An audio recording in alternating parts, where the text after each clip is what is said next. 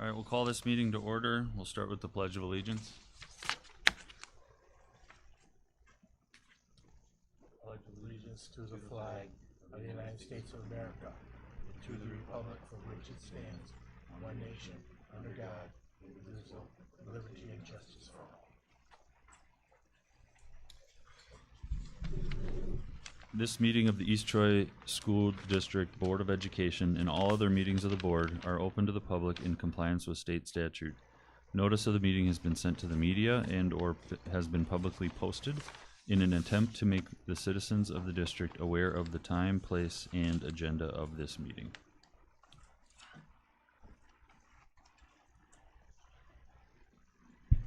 I move the approval of the amended agenda. Second. Any discussion? Is there a desire to move letter E up?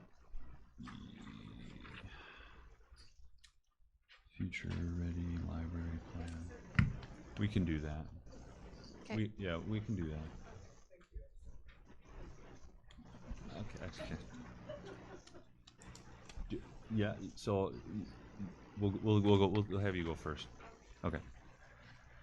All right, so move E up. Any other I'm just discussion? trying to throw him a curveball. That's really all it is. Mm-hmm. All right, all in favor of approval, say aye. Aye. Opposed? The motion passes. Minutes.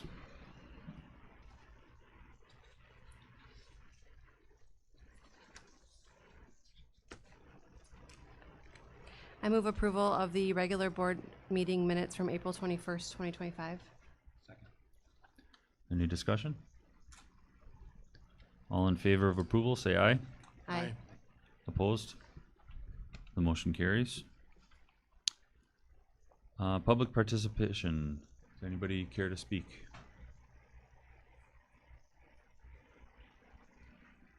Hearing none, we'll move on. Financial report. Carl, you have steps to open the document. Oh, here. You got it? Yes, I'm sure you got it. Mhm. I move the approval of April 2025 payments in the amount of $2,022,796.79 and receipts in the amount of $667,479.21 as reflected in the financial statements. I'll second. Any discussion?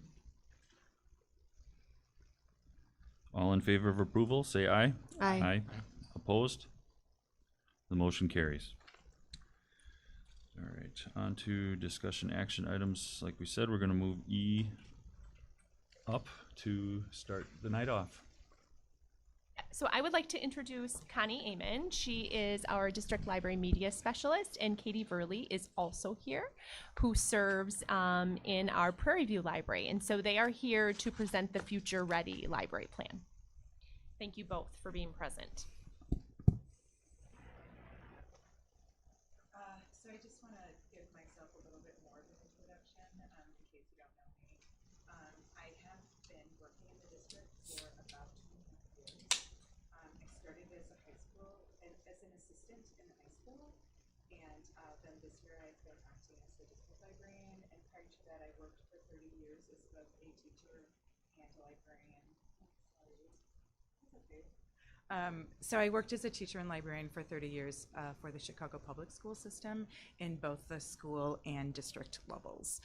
And my year as the district librarian happened to coincide with the year that our school library plan expired. So here I am presenting a new plan to you. So I think that you have those slides in your packet, but we also have the slides here. Basically, the school board approval of our district plan is required in order to continue to receive state funding. And the library receives funding from the state through something called the Common School Funds. It doesn't pay for everything that we need in the library, but it pays for many things. And also, our library plan is required to be aligned with our district priorities, and I'll talk more about that in a couple of minutes. And then best practice is defined by the state as the Future Ready Librarians Framework, and that is the colorful wheel that you see on the slides. And we have chosen, of course, we are always thinking about all parts of this, but we have chosen to focus on a few of the parts in our plan. So the next slide just kind of goes really through our vision, which has not changed. We feel like it's still appropriate. And then the district priorities, which I'm sure you're all familiar with. So we have chosen 3 goals. The first goal is in the area of use of space and time. We feel that that aligns with the district goals of culture of learning, learner empowerment, and being a good steward of resources. Our second goal is in the area of community partnerships, and we feel that aligns with the district goal of communication and engagement and organizational culture. And the third goal falls under curriculum instruction and assessment, and that is instructional partnerships. And we feel that that aligns with the district goals of culture of learning, learner empowerment, communication and engagement, and organizational culture. Do you know the current average age of the collection? I do. Parts of our, well, actually, I could tell you for the high school, parts of it. And I'll explain that in a minute, because I'm going to go into more detail in each of the goals. All right. So the very first goal is that the library team will analyze, update, and promote our collections and libraries to support students' academic and inquiry needs. I want to take just a minute to explain what I mean by inquiry. So that's basically, you know, asking questions, finding answers. Simply, okay, it also could refer to a continuum of learner experiences that follows a more formal iterative process, but you know, so we're thinking broadly and narrowly there, and that the average age of each collection would be raised by 3 years over the 2-year period. And yes, we can find out the average age of our collection. So this year we've been working a lot in the high school in nonfiction. We want to make sure that this is something that's happening at all schools. So I'm actually going to back up for a minute, because I told Katie I need to stick to my script, and now I've gone off the script and forgotten to say something. So I want to talk a little bit about the process that we use to figure out what our goals are. All right. And since November, the library assistants and myself have been participating in a somewhat rigorous process of figuring out where we are and where we want to be in the future. And we have gathered input from our users this year that included district and building administrators, it included high school students, and it included faculty from all 4 of our buildings. So I think I already said this, but the plan is not going to dictate every single thing that we're going to be doing in the libraries, but a few things that we really want to hold ourselves accountable for measured improvement. Okay, so the first target under the use of space and time, reviewing the collection analysis. The first year we would focus on nonfiction, and the second year we would focus on fiction and nonfiction. And raising the age of the collection just means that, you know, if the average age right now of, let's say, in the natural science area is 2000, we want it to be 2003 by the end of the 2 years. Of course, we want it to be higher than that, but that's just an example. And our second target is that we would like to engage students in curating some of the displays that we have in the library, at least one in each library next year. We really feel that student displays will generate excitement as well as ownership in terms of purpose and details of the display. And in the second year, we also want to work with a classroom teacher, so students and a classroom teacher, to curate multiple displays. Our third target in the use of space and time is that we would add at least one inquiry area each trimester to the library space, either an exploratory or interactive. And by exploratory, we mean student-directed discovery of concepts. And by interactive, that's more like teacher-structured, involves active participation. So we'd be adding things like interactive bulletin boards, like blackout poetry, like mystery boxes, like, research challenges using our databases. Okay, things like that. And in the second year, we would be hoping to collaborate with teachers for at least 50% of the inquiry areas that we are having in the library. And you know what? A lot of our staff and our assistants are already doing things like this. We just want to make sure that we are definitely doing it, and then we are increasing the amount and collaborating with teachers. So in the next area of community partnerships, the library team will create partnerships with the school and local community to increase engagement and build a community of learners and readers. Our first target in this area, I'm actually really excited about, is to create a story walk. If you don't know what a story walk is, basically you select a picture book, you separate the pages, and you display them in a weatherproof structure outside, and then you invite the community to come and, walk and read. And you can add interactive questions and activities that they would engage in. We have already contacted the public library and the Intergenerational Community Center and our tech ed department here at the high school to collaborate with us on this project. And so we're really excited about that. And in the second year, we would like to create maybe another area or another walk, or add additional stories and increase our visitors. So the second target is one that I've already talked about in the area of use of space and time. Some of the targets overlap. That's intentional. They fit more than one goal. And then the third target for community partnerships is to really ramp up our promotion of our resources, particularly our online resources. So we plan to have informational handouts and flyers. We're going to do a resource fair at the back to school, staff in service, so that really we make sure that staff know what we have to offer, and that hopefully we will increase usage, which we can track by resource. And in the second year, we hope to add staff testimonials to our promotional materials, because we've done such a great job of promoting that everyone's using them, and we're getting their feedback. And then thirdly, under instructional partnerships, the district librarian, supported by the library team, will expand their work with teachers and administration to support critical thinking and inquiry. And in this area, two of the targets, the first and the third, are targets that I've already talked about in other areas. So I really want to focus on the one in the middle, which is that a library team member will participate in at least one staff meeting monthly.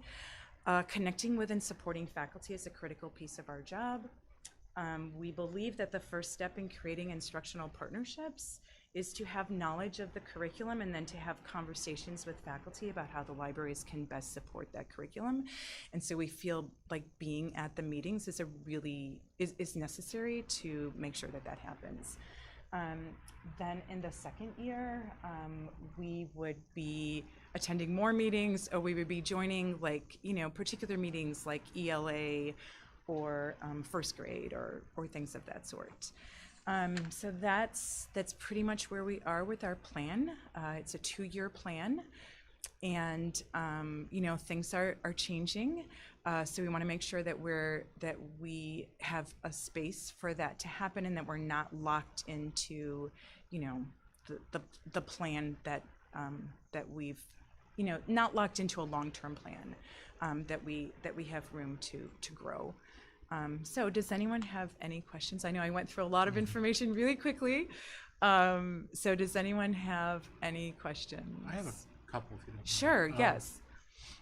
The high school has a lot of I guess you call it skill trade classes, Uh-huh. and you have CNC machines Mhm. and things like that. And students really participate in that.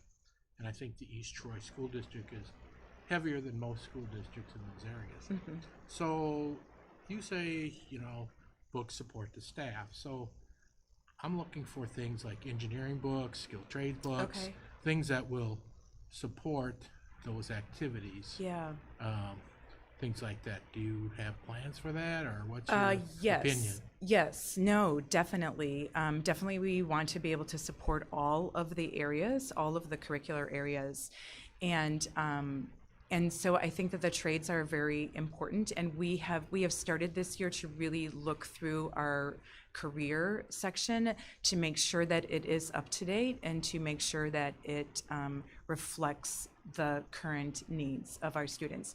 So we will continue to do that, and hopefully, with also input from staff, from faculty, and from students for things that they're looking for. Yeah, and then also, like, one of the things, so we have a database through the state, it's called BadgerLink, and they include things like, how to service your car, and like there's a whole database for that. So we want to make sure that, staff knows that's out there so they can share that information with students as well. Yeah. I'm looking for things like robotics Okay. and Yes. things like that will. Yes. It's a technology that's new and changing constantly, so Right. Yes. it's kind of hard to keep up with. Right. But something Yes. current that will, Right. serve the student. Yes, we have worked on that this year. We have added some things, and we will continue to do so. The great thing about the Common School funds is that we have funding, so we have the funds to update. So that's good, and something that we are looking at. Yeah. Did you have more? Because you said you had a couple of things. Well, that was Okay. it. I was, Okay. more of like not only skill trades, but for engineering and Right, things like that, yeah. so that Definitely. the student gets interested in engineering or whatever, he has a resource to go to Right. that can read and understand what Yeah. Great. the technical background and the background behind Yeah. all of it is, which also, like, for example, if you have calculus and you talk about calculus and you want to talk about the curve of a sine wave, to measure that curve, you need calculus. And so Right. those kind of things are interconnected together. Right. And those are in the books, and those are the type of books that I like to see. Okay. I mean, it's kind of advanced, but it's something that is the future. And this stuff is coming closer down in age than what it used to be. Yeah. It's Yep. happening in the high schools Oh now. yes. Yeah. And so when they leave high school, they're well prepared for what's out in the world. Yeah. So Great. there's a lot of those type of books. Yeah, like thanks that. for your input. That's really important. And it is something that we've been looking at. Thank you. This is fascinating. Thank you for all the information and the thought that went into this. I'm curious, tell me about the benefits and the drawbacks of updating I get updating nonfiction. You want to be current with that. Right.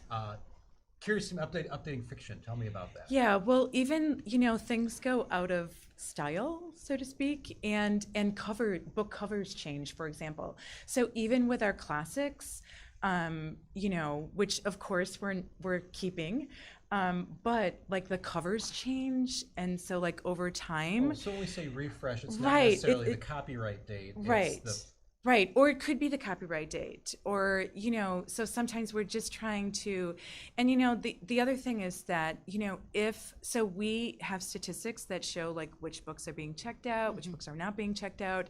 And so, if a book hasn't been checked out in 10 or 20 years, then we'd like to open up the shelf space for other materials that are more current. Yeah, so we have a limited amount of space, and we don't like it to be completely packed. We want to have areas for display, so that kids can really easily find the things that they're looking for, and we can highlight the newer materials and things. So, yeah. How much of what the students are checking out or accessing is in digital format instead of paper in this room? Yeah, we have statistics on the digital. checkouts, which I haven't looked at for a while. We looked at it. very broad. Yeah, we looked at it when we first started. I would say that most of our students are still reading print. Print is still the preferred, but we do have the middle school has the most digital checkouts.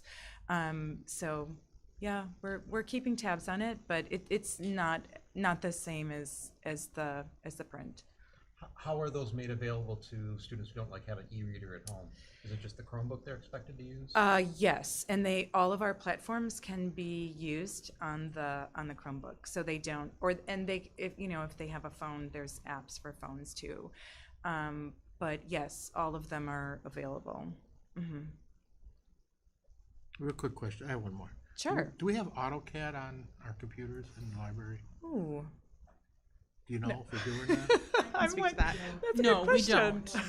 No, it is on our computers in our Fab Lab and Tech Ed area, Okay. but it isn't on the computers in the library. Okay. I mean, is that something that we should do, or, I mean, the more they're out there, the more opportunity students have to play with that and It's a good develop. question. It's something I think we'll probably have to ask students, Okay. like where would they like to access it? Because if they want to access it in the library, it's certainly something that we could look into. You know, make drawings and design things. Right. Stuff Yeah. like that. It's just Yep. another opportunity, Yep, another exactly. outlet to have, you know. Yeah. I was thinking about your, oh, take a note. Yeah, go ahead. I was just thinking about your goal to attend the staff meetings and look for places to collaborate or, work together with different departments or projects or specific classes probably. And right away I was thinking, well, the second year it would be great to see like who haven't we worked with in a while, right? And how can we maybe press into those areas more? And then I was challenging myself sitting here, even wondering, would we prioritize certain types of classes or subject areas over others? Because I feel like there's the really obvious places where you're going to go to the library to do some research or you're going to leverage online materials or things like that.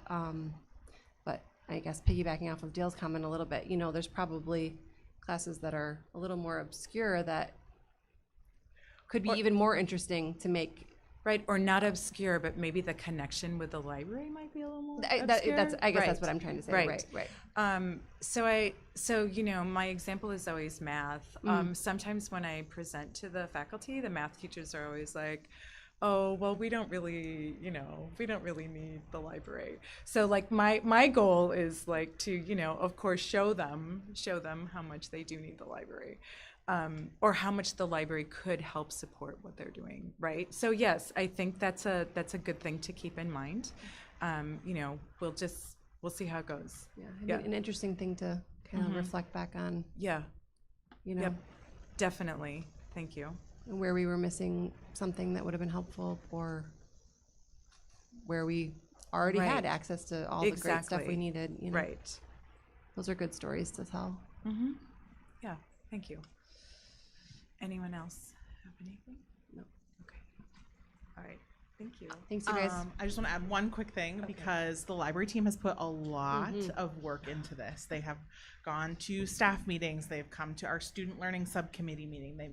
Connie came to a principals meeting.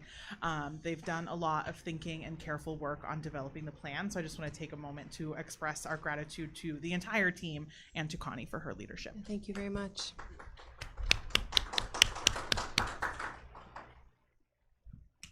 So we need a motion to, okay. I'll move to approve the Future Ready Library Plan as presented. I'll second. Discussion? All those in favor, say aye. Aye. Aye. Those opposed? The motion carries. Thank you very much. It's excellent, excellent. Okay, approval of donations. Okay, there is one donation in the packet on page 46. The donation this month is from East Troy Leo Club. The Leo Club donated $3,500 to the East Troy Community Schools Angel Fund. This will go a long way in helping to feed the needy in our community. Any donor, they receive the thank you letter that's also in our board packet, which they can use as proof of tax exempt, and we are always very generous for any donations. Are there any questions?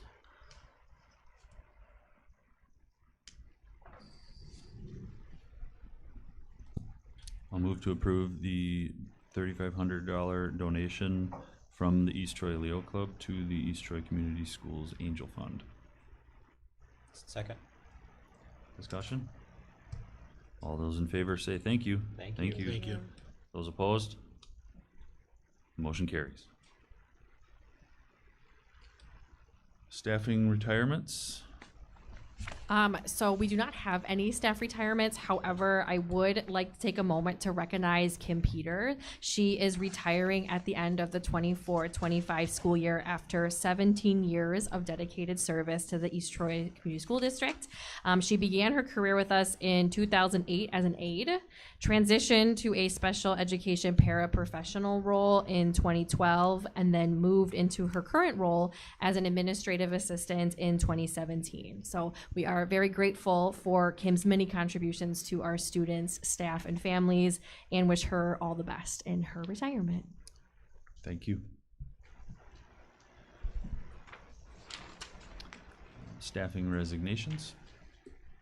So we have 3 tonight. I will read 2, and then Mr. O'Leary will read 1. So, dear Dr. Hibner, Amanda, and Stacy, I am writing this letter to inform you of my resignation from my special education teaching position at East Troy High School upon the completion of the 24-25 school year. I do plan to fulfill my agreement to teach summer school credit recovery, and therefore, my last day of employment within the school district will be July 10th, 2025.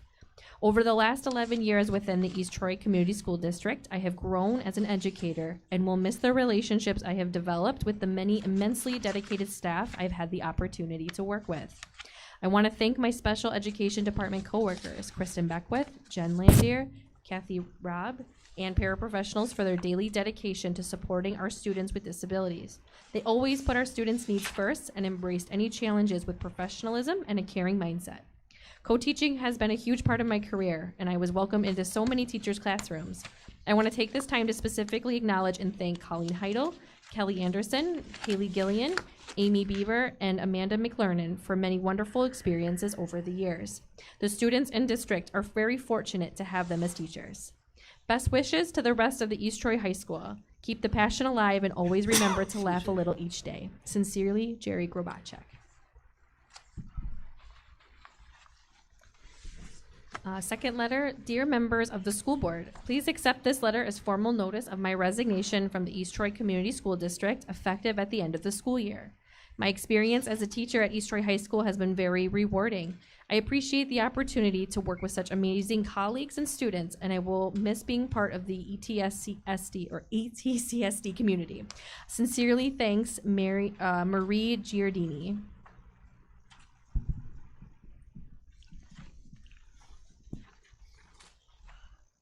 My letter reads, Dear parents and players, I am writing this message with a very heavy heart to inform you that I have made the extremely difficult decision to resign from my positions here at East Troy High School.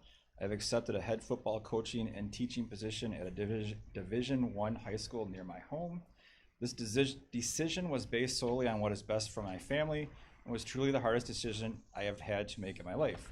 This decision has absolutely nothing to do with the school, players, parents, administration, or the football program. I have been supported by every single one of you since I took this job and will forever be thankful for the opportunity you guys gave me to play a small role in your lives over this past season. To the players specifically, I cannot put into words how proud I am to have coached you. You are a special group that will continue to work hard and achieve great things in your future. Thank you to the coaching staff who supported me during my time. The program is in good hands moving forward. Thank you to all the parents and members of our school district who welcomed me with open arms and worked alongside me throughout the last year. While I look forward to my next journey, it does not go without saying how much I truly love this place and everyone who has been around it during my time here. I will cherish all of the relationships and memories made here forever. Thank you, Coach Wyatt Gents. That's all? Okay.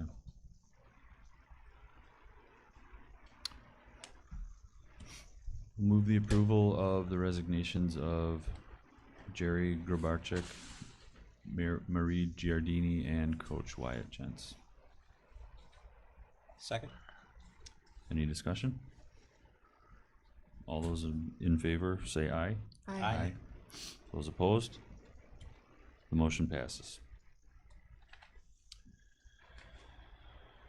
Staffing recommendations. All right, while we get a chance to say goodbyes, now we get to say hellos to some individuals here. So this one I believe is in your packet. A special education teacher at Prairie View, Kaylin Lawton. Amanda and I, as well as Lindsay Harris, we had like this super interview session that we've put together where we met a number of different candidates, some that were interested at Little Prairie as well as Prairie View. And through that process, we met Kaylin Lawton. We had 9 applicants for the position that included Prairie View. We had interviewed 5 candidates, all of whom we asked specific questions about background and best practices as well too. We also recognize that Kaylin was one of our top candidates. At Prairie View, we got a chance to give her a little bit of a tour and talk to Mrs. Kurtz more about the position exactly. Kaylin comes to us having worked 7 years of experience as a special education teacher in the Burlington School District with some substitute experience in Waterford, Yorkville, and Kenosha County. Her references rated her as above average or exceptional in every single category. She was also described by her references as a committed professional and strong advocate for her students. Additionally, she is a great team player who forms positive collaborative relationships with parents, students, and colleagues. So we'd ask for your consideration on this one.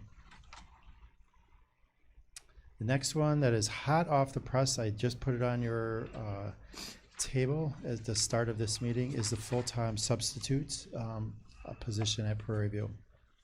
Before I get started on this one, just wanted to say again thank you to the school board for approving this position. This was one of the impact needs that you had approved earlier.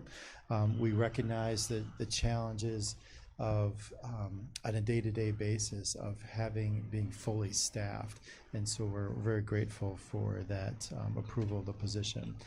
This one we had 9 candidates. We interviewed our top 4, and we're really excited to welcome Gina Garcia Rude to our midst.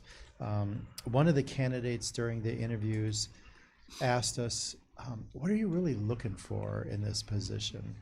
And I quickly answered, knowledge, skills, disposition. We need that as we shared with this particular person that from a substitute role, we really don't want it to be a video. We don't want it to be an easy day. We want the instruction to move forward. And so we're excited about Gina's background that she has as well. The other things that we really value in this position is the ability to float from maybe the 3rd grade to the next day, smart lab, like really just being flexible and a dependable person.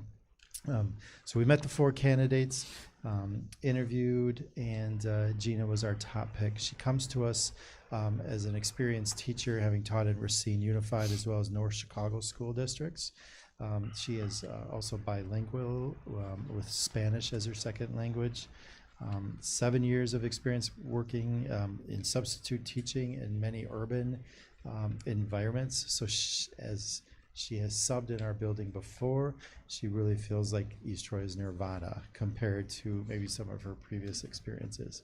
She's also had a number of years of experience in working at human services in the state of Illinois. References confirm excellent skills in work ethic, dependability, student relationships, engagement, creativity, and teamwork. So we'd offer her name for your consideration as well. I have 3 recommendations to bring to you. The first is in your packet for the math interventionist at middle school, high school. It starts on page 48. So this is due to the retirement of Jane Wolfe. That's a typo on your page, not Tara Dallas. This is Jane Wolfe's retirement. So we had a total of 12 candidates submit applications. Myself, Erin Judd, Colleen Heidel, and Sarah Kufalk were the interview team. We interviewed 4 candidates. And from that process, we selected and Julie accepted Julie Thornwell. Julie's coming to us from Illinois, where she currently serves as a math interventionist. She has 13 years of classroom experience. She has led tiered systems of support for multiple teams in her current role. Her references describe her as a great educator who goes above and beyond for her students. They say her strengths are collaboration, problem solving, and the willingness to learn anything. One reference said she is 1 in a million, and if you don't hire her, you're crazy. So that's Julie. I'm also presenting on behalf of Stacy, who is currently out clerking our rescheduled track meet from bad weather last week. So I'm presenting the 1.0 high school physical education, health, strength, and conditioning teacher. So we had 46 candidates apply for this position, which is a really large pool. And so we did a kind of tiered system of evaluating those applications. So we screened all applications that came in. We reached out to 12 candidates who fit 2 specific criteria. One was knowledge, and the other was disposition. And so we invited those 12 candidates to submit a video in response to 3 questions, and then we screened those videos. So 9 of the 12 submitted videos. Again, we used those 2 criteria. Did they respond to the questions with clear knowledge of their content area and of teaching practices? And 2, was their disposition and attitude and energy appropriate for the needs of a Phi-Ed strength and conditioning health teacher?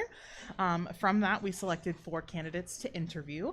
So we interviewed those 4 candidates. The team consisted of myself, Stacy Keene, Erin Judd, and Linda Dodge.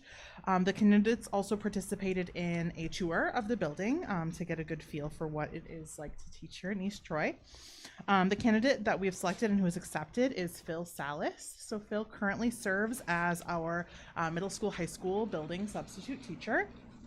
He also teaches our current 0-hour weights class here at the high school. So we have students who get up at 5:45 and show up at 6 and work out in the morning with Mr. Salas, and then celebrate on Fridays with Pilates and pancakes. And if you've never gone, I highly suggest a morning workout because he gets that energy moving. And so Phil came to us previously as a police officer. His references state that he is the highest quality employee who they've ever worked with. Currently, Mr. Salas is on a license with stipulations for PE, and he's enrolled in a teaching program with an expected graduation date of spring 2026. It's Mr. Salas. And then the last one is also on behalf of Stacy. It's a 1.0 high school English. We have received 29 applications, reviewed them all, and then offered interviews to 5. 4 people accepted. We interviewed as a team, myself, Leah Pisto, our English department chair, Stacy Keene, and Erin Judd. Those interviewees were also asked to prepare a lesson plan on how they would introduce the novel The Great Gatsby to an 11th grade English class. And then we also took them on a tour of the high school as well. From that process, we've offered and she's accepted to Miranda Johnson. Miranda is currently an English teacher at Thomas Jefferson High School in Illinois. She has experience as a summer school teacher and running summer school programming. She has worked in youth development for a Boys and Girls Club, as well as other after-school programs. And Ms. Johnson's references state that she forms strong connections with her students, is always willing to challenge them. And they also stated that designing creative lesson plans is a strength and that she's great at keeping students engaged.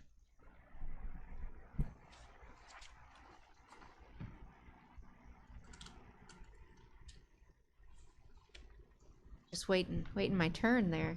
It's great. I have one tonight. So I have the special education coordinator position, which comes as a result of a resignation. One error that I did make, and I apologize, the start date is July 1 because this is a 210-day contract. This person will have, did I leave that? Send it to Anna. 210-day contract for this position, as it is a supervisor position. So we had a total of 15 candidates for this position. Is she good? Sorry, I don't think I got it. That's okay. There you go. We had 15 candidates total for this position.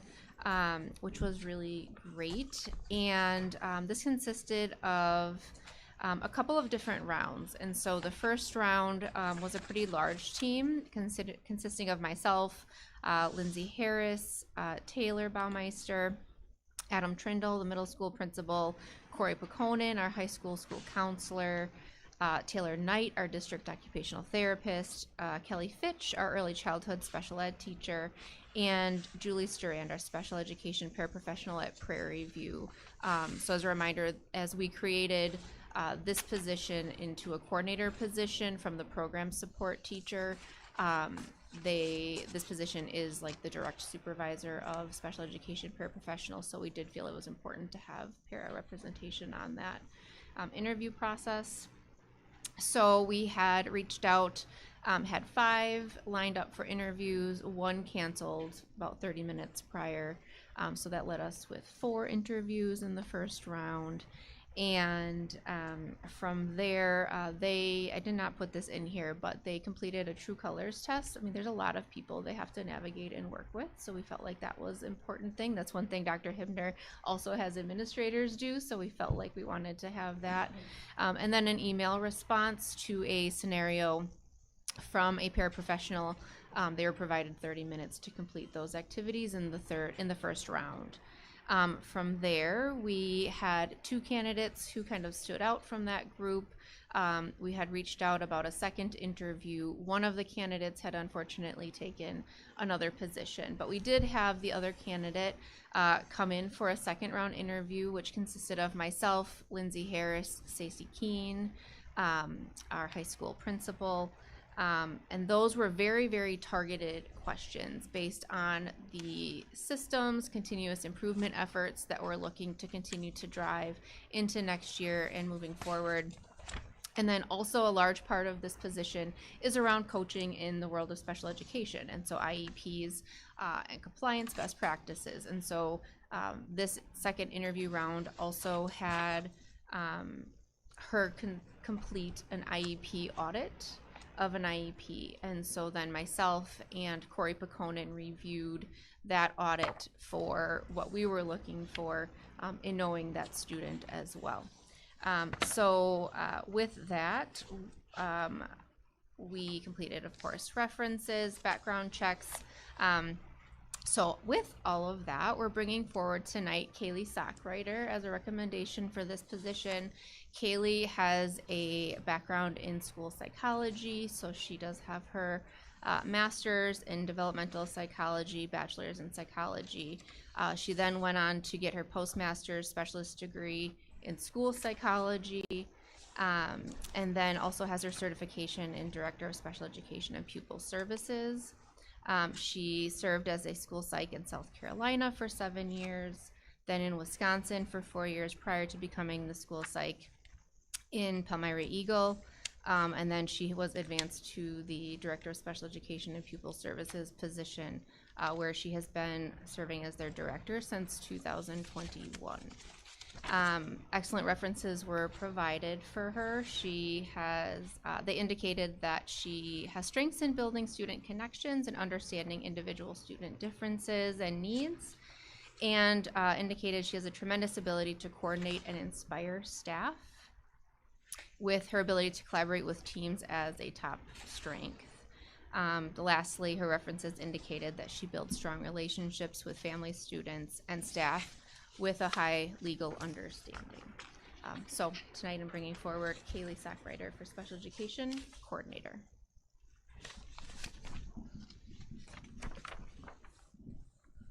Yeah. The coaches? Or... Oh, okay, all right. 6 of them? Okay. I'll move the approval of the hiring of Caitlin Lawton for special education at the elementary level, Gina Garcia Rude for a full-time sub at Prairie View, Julie Thornwell for high school, middle school math interventionist, Phil Salas as the high school physical education, health, strength and conditioning, Miranda Johnson for the 1.0 high school English, and Kaylee Sockreiter for the special ed coordinator district-wide.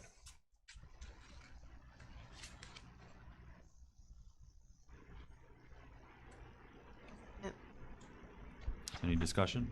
Yeah, I'm wondering, I'm probably just missing some information. We are losing a female gym teacher and we are hiring a male gym teacher. So what does that look like for locker room oversight and management and probably other things I'm not even thinking of to have no female adult? Yeah, it's a good question. So right now, the benefit of having both a male and a female FIAD teacher is really locker room supervision, right? So during passing times, changing, things like that. Mrs. Dodge is not always in locker rooms. It's not like a constant presence, but the ability to check in, right, and make sure that everything's good and all of those pieces. So it's something we talked about as a part of this hiring process. It's just a reality of a physical education role. And so Stacy Keene, myself, and then also our school counselor, Dominique Boston, have all noted, like, we'll have to take part in just a walkthrough of locker rooms every once in a while when we're out and about and making our way through. It's not an issue that we have large concern about. And I know Linda was teaching health. So I guess I'm just curious about what our plan is for that. I don't know what is split with We don't split by gender in high genders. school. I didn't think so, Everybody's but, in the you same know, classroom and yeah. receives the same instruction, so that will not change. And who's teaching it? It'll be Mr. Salas. Okay. Any other discussion? All right, all in favor of approval, say aye. Aye. Opposed? The motion passes. We did E, so we're on to F, budget revisions for, oh, I'm sorry, Okay, that's okay. getting ahead of myself here. So I just have two head coaching positions. This is more informational for the board. So we had a head varsity boys soccer coaching position that was open. We had 6 applications. We, Mr. Aaron Judd and myself, looked through the reviewed the applications. We reached out to 4 candidates for interviews. 3 of them accepted. The interview team consists of myself, Aaron Judd, Eric Butala, Phil Salas, and then a high school student as well. We chose to hire David Welsh. His background, he has coached soccer at multiple levels from U9 Academy through U17 state level teams in Wisconsin, Indiana, and Idaho. His resume includes time as both an assistant coach and goalkeeper coach at the high school level, where his team earned a trip to the state tournament. He's currently coaching with the Croatian Eagles Soccer Club. Over the years, his players he has coached have gone on to compete at the collegiate level across all NCAA divisions. More importantly, his players have consistently performed at a high level within the high school setting, reflecting his focus on development, team culture, and love of the game. As I was looking at this, I forgot to put on, so one of his references referred to his knowledge of the game and his ability to motivate high school aged and younger children in terms of soccer. So we chose to hire David Welsh for our head soccer coaching position. And then the other coaching position that I had was our varsity volleyball coach. We had 1 application, but that does not take away from the person that we chose to hire. We chose to hire Nicole Laska. The interview team consisted of myself, Linda Dodge, Emily Wendt, who was one of the assistant volleyball coaches this last year, and then a high school student from the volleyball team as well. Nikki was the varsity assistant in the McGuanago girls program this past year. Learned and grew so much with being a coach at 2 highly competitive programs, working with the players to make them not only a better player, but also a better person.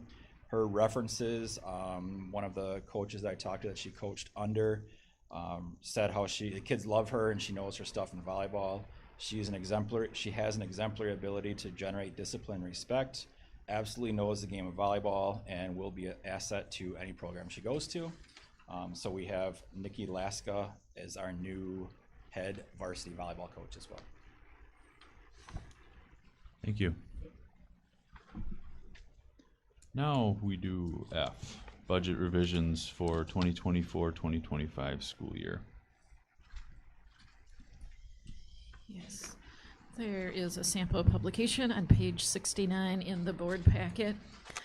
When the original budget for the 24-25 school year was, the final approval was in October.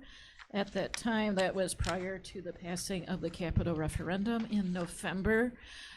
Since we had a successful capital referendum in November, of course, our budget for Fund 49, the Capital Improvements Fund, has changed. Per DPI guidelines and state statute, we need to publish the line items that are changing in the budget, and that is what is outlined on page 69. And I'll start with the bottom. The capital project funds includes Fund 46, which is our capital improvements fund, which was started back in 2022 with a 5-year timeline before we can use the funds. We are trying to put money in that each year when our actuals come in, if there's excess funds available, so we can save up for future capital projects that are the larger ticket line items. And then with the capital referendum, we received the $19.4 million. With the bond issue, we received that in March. So as you see, the revenue line in the second kind of box there, previous amount was 0, and now it's $19,439 and $300. As we receive the funds, they are invested in CDs and U.S. Treasuries. That's why it is more than the $19.4 million, because we have already started to receive interest on those funds, so that increases our revenue a certain amount. We have also already paid or put down payments on some of the projects that PSI is helping us design and manage, and that's why expenditures for this year is $6,055,277. That is for invoices that have already been paid or will be paid by June 30th. And the last column shows the changes in those kind of rolled up line items. And then the top portion outlines Fund 39. That is our existing debt. Since we were doing a bond issue, which involves a lot of paperwork, we have to get a credit rating, etc. It was a perfect time to also refinance debt. Our financial advisor suggested we refinance the debt from the 2015 capital referendum, which was used to build Little Prairie Elementary. So when you refinance debt, you have to close out the old issue, in a sense, pay it off. So we received a bond issue for that money, and the previous issue was paid off.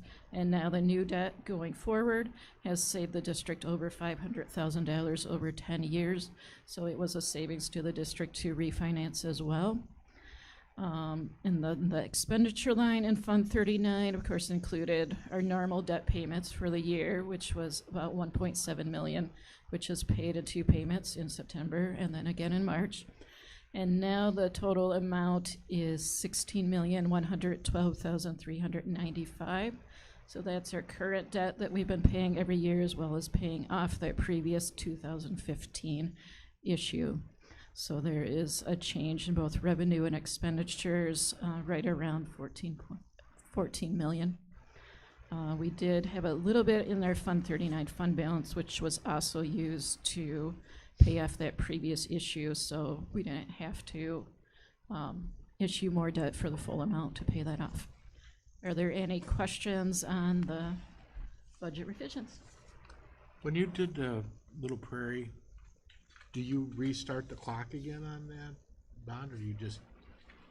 No, the original bond was for 20 years, and it will still expire in 2036. It is, in a sense, rolled together with our current debt issue, but if you look at the debt schedule, you can clearly see where that drops off, and the mill rate drops slightly because that is paid off. So who do you use to help you invest your money? All right. Well, Baird Public Finance, they help us on the debt platform as well as the overall budget planning, where to go with our investments, et cetera. So they help a lot more on the debt side. And then we also use PMA, also known as WISC. It is an organization that helps a lot of public school district or public organizations invest in securities that we can hold as a public school district, such as CD or U.S. Treasuries. So it's PMA, and they are really good. Since it's such a large amount, I have Cindy Brunsma, our accounts payable, accounts receivable employees, sit in on those meetings with me, and they are very good at explaining all the details, answering any questions we have, and helping us receive the most interest on the money available. And I think that's important. That's good job, I mean. Thank you.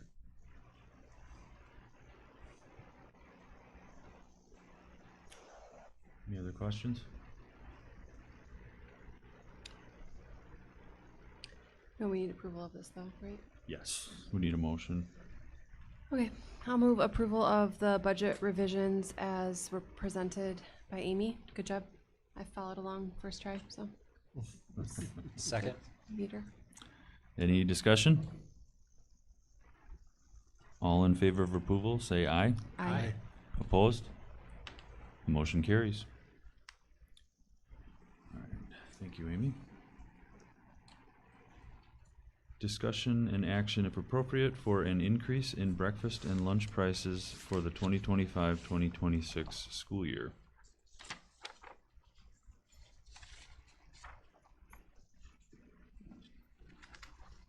Sorry, I should have moved you up also. So sorry. Throw something at me next time. I'll still get one before bed. So I'd like to introduce Andrea Schinke. She is our Director of Food Service here at East Troy School District. So she oversees food service for all the schools, high school, middle school, and the 2 elementary buildings. Andrea did a lot of research on our meal prices. She reached out to DPI to get guidance, as well as looking at our food service co-op. And this is on page 70 in your board packet. We are proposing raising prices by 15 cents for student lunch and breakfast. And then per DPI, we are also raising the adult prices as well as our reduced breakfast. Overall, if we do an analysis, this should increase our revenue by $12,867. With the comparables from the co-op are listed in the middle of the page, and as you can see, our new proposed prices for 2025-26 would still be within the range of the other districts in the co-op. Do you have anything to add, Andrea? Well, look, when Amy and I were looking through this, and I went back today and I went over all from the time that we went digital. So we started digital contracts in 2009, 2010 school year. So I went back and I was looking through all of the contracts to see how often they raised the prices. So they were pretty good through most of the years. By raising it anywhere from 5 cents to 10 cents. Breakfast, they didn't raise for a good 5 years, and then all of a sudden it took a jump. And then we hit COVID, and for some reason some prices were lowered that first year of COVID, and then the next year it went to all zero because everything was covered and everything was free. And then they went back to where they were, so we didn't move prices again. And then we didn't move prices again for another couple years, and right before Ruth retired, we raised them 10 cents. Then last year we raised them 10 cents. And this year we're asking for 15 cents because we're so far behind where everybody else is supposed to be. According to DPI, the average lunch cost should be $4.01 going into next year, and we're sitting at $3.05. Now we're lucky because we have a positive fund balance, and we have, luckily for the past few years, thanks to COVID. It was one good thing that did come out of it. But going forward, we don't have any of that money coming in anymore. So if we don't raise prices, at some point, we're going to drop off. And we're going to hurt because we're not making any money, and unfortunately then we have to bring our account back to zero. So as it stands, I don't have to do a equity tool to figure out where I should raise my prices. At this point, it's either we can raise them or we don't have to raise them because we're a positive fund balance. But again, if we don't raise them, even the 15 cents, then come a year or two down the road, we're not gonna have a choice, and it's gonna be more than 15 cents, right? Because what that tool tells me is how far I'm behind where DPI wants you to be to move forward. So I'd rather take the small steps now than take that big step in the next couple years. So that's why we're asking to raise the prices now. And then moving forward, it would be more like a 5 to 10 increase, more like a cost of living kind of thing, right? Where like we got the 2.95% raise across the board because of the board, right? It would be the same concept to do that with our food prices as well, so that way we're not falling behind each year. Are there any questions regarding the meal prices? Do we still have meals that are not being paid for by the students or parents or? There are some, yes, but starting last year in April, I've dropped the negative balance from $30 to about -8 at this point. 30,000 to -8,000, yeah. And it might be even lower because we just used a donation from Angel Funds to be able to pay off some of the balances. So, what's your method on collecting people that don't pay? I mean, what do you do? Well, starting with the new policy that we just got approved, we will, starting at $5, start making those phone calls. And hopefully they'll pay them, and then the students get alternative lunches, and then there's gonna be a point where if they're still not paying, then something else has to be done, or somebody else has to step in and help me. Well, I'm sorry, I can't, you know. Yeah. So it's come a long way.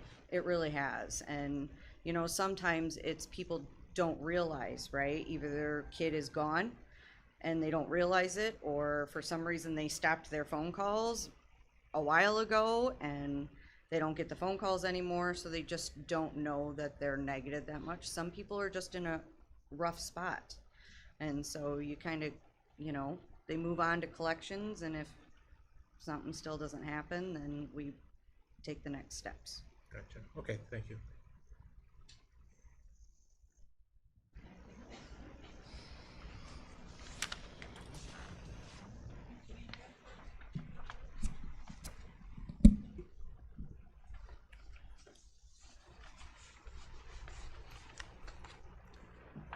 I'll move the approval of the 2025-2026 meal prices as presented. I'll second. Discussion?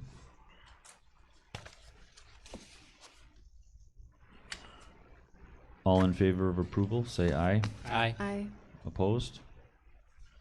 The motion passes.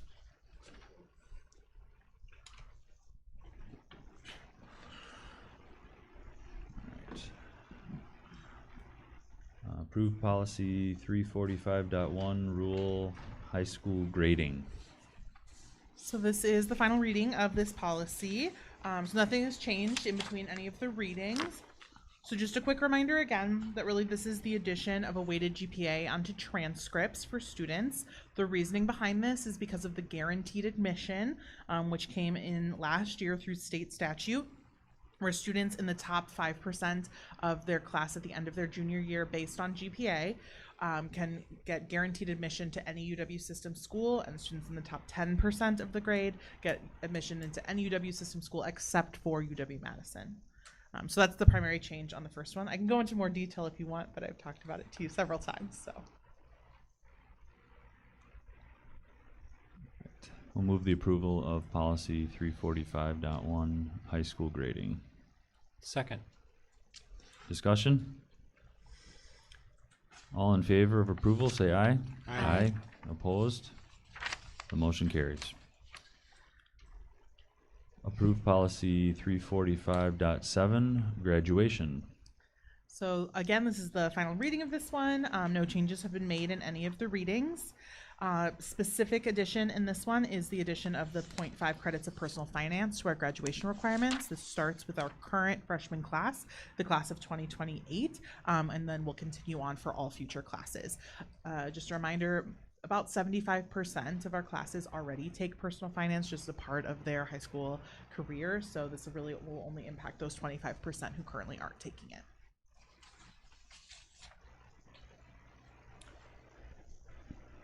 I'll move to approve the policy 345.7 graduation. Second. Discussion? All in favor of approval, say aye. Aye. Opposed? The motion carries. WIAA membership renewal.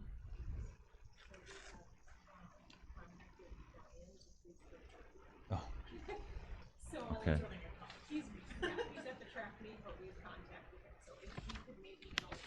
Okay, the next few are for executive session. We can Reports. move on to reports. Yep. District administrator report in Yes, lieu so of Chris. I will. Amy? I'll Okay. fill in for Graduation Chris. ceremony June 1st at 1 Yep. p.m. Class of 2025 will be graduating in the gymnasium, yes, at 1 o'clock. So as per usual, we ask, if you are available, please feel free to attend. And I'm not sure if you received an email about it, but okay, great. So that's the announcement. All right. Business manager report, none. Director of Teaching and Continuous Improvement Student Learning, summer school update.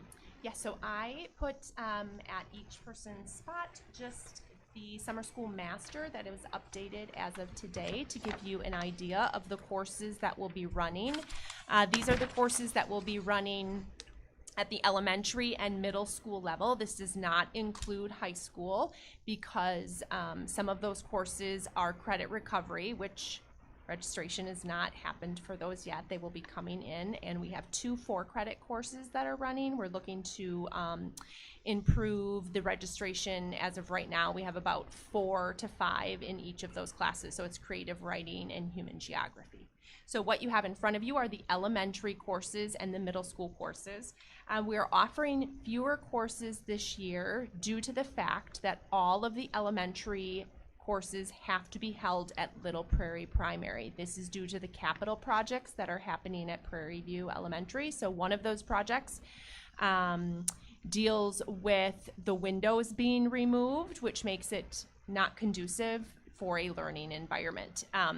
So you will see that the courses are capped at 20 students. Those that have red in the boxes have already met the enrollment limit. Our reading support courses are lower. Those are offered for 15 students at a time. You will notice we have 2 sections for reading support 3. That is due to the needs of Act 20. And then we have 1 section for 4th and 5th. So our teacher will be combining 4th and 5th to do some work together.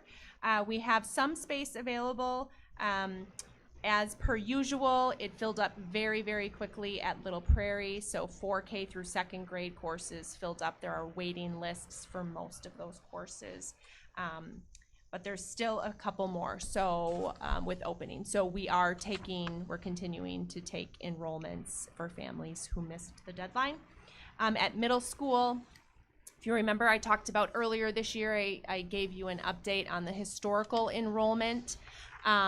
We have not had enrollment numbers be advantageous for us to offer exploratories at middle school. I see that the SSAC middle school course is not listed on there. We are offering that. There are 32 students registered for SSAC middle school. That is running 3rd period. But What is that again? The speed, strength, agility, and conditioning. Yeah. So 32 students for middle school are taking that. We do have a couple students who are taking the math support and the reading support. So we do have some teachers that do not have a full summer school schedule. So they only are present for the courses and the periods that they're teaching. Any questions on this Did you say there's 2 sections of reading for 3? third grade?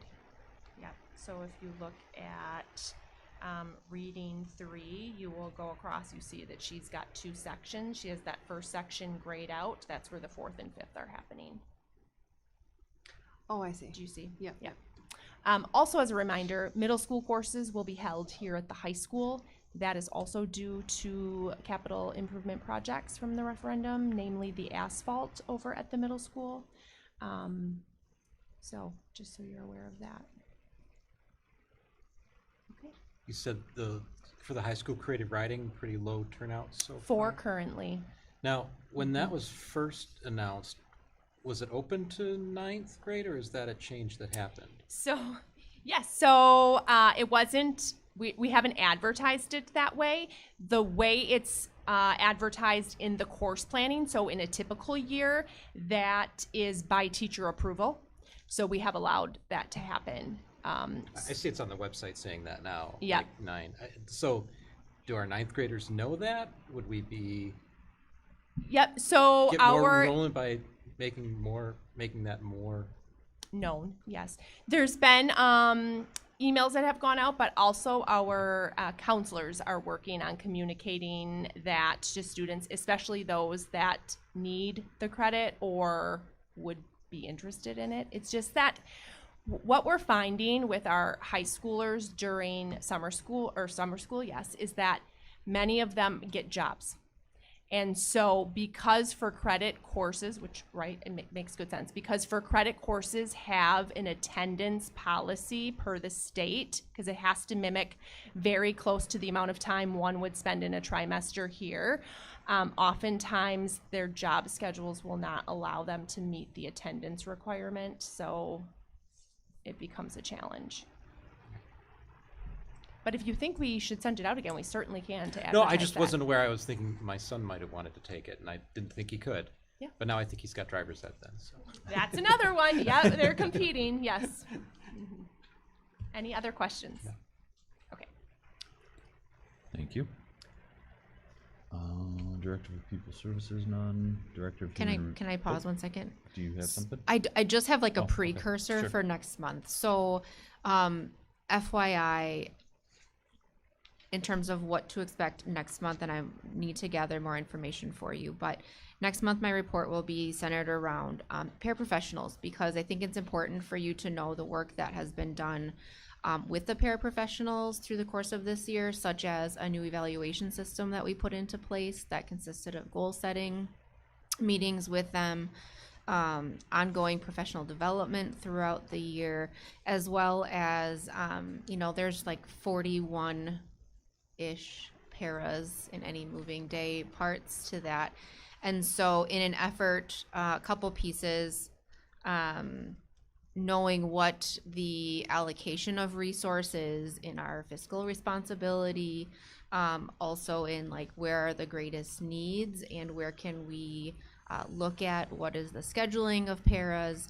We instituted this year a paraprofessional support document that was required of all special education teachers to complete in terms of classroom support needed, as well as like what's the direct support or adult support that's needed, professional development that paraprofessional would need, what are the steps and data collected to support the paraprofessional. So I think it's important that you hear about like the steps that we've taken to try to maximize our resources, really taking a close look at that. And then, what is the support that we're providing for those staff members, and then the evaluation. They've never been evaluated. And so, that was a really big undertaking with 40-something people. But more important than the evaluation this year is the goal setting and the discussions that came from that. So I have some survey data that I'll share with you next month, and kind of like some summaries and documents that you can review so that you're aware of kind of what has happened. because those are some of the things that we don't often talk about, but it's been a very busy year in some of those areas. So I want to share with you. So just kind of a heads up, more to come, but those things are happening as we finish up the year right now. So, you know, in addition to all of the certified staff evaluations, we are busy doing those goal setting meetings and evaluations for paraprofessionals as well, just as an FYI. Okay, thank you. Yeah.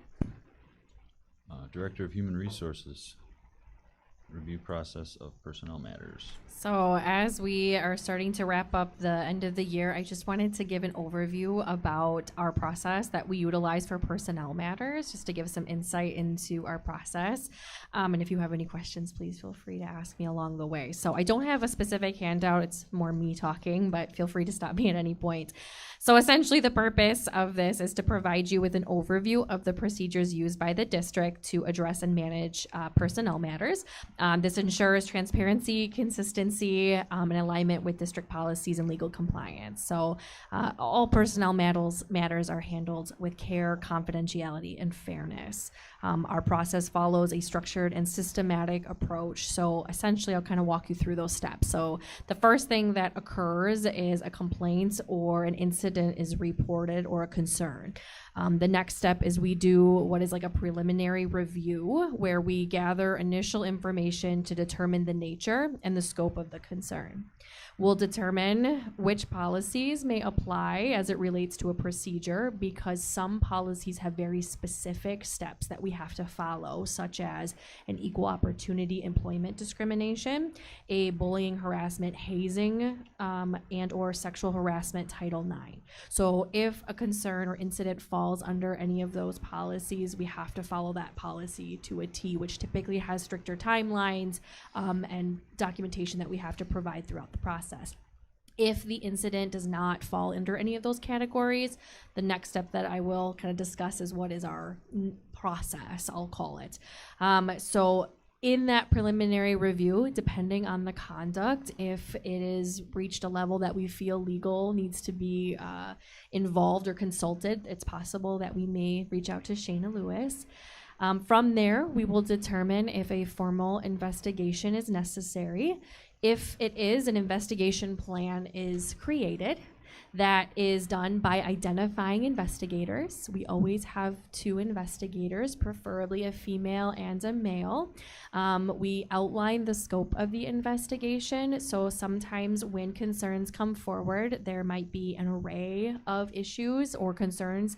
However, maybe some are not in the scope of the school district. It occurred outside property, doesn't involve our students or staff. So we determine from the initial complaint the scope in which we are going to investigate.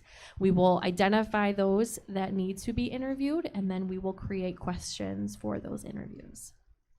Next, we move into conducting those interviews, and we start off by sharing ground rules. So those ground rules that we offer or state that we expect cooperation in full of the investigation, good faith testimony, confidentiality, that they will see us taking notes during this conversation, and that the interviews are fact-finding in nature. We are not drawing conclusions, we are just trying to obtain the facts.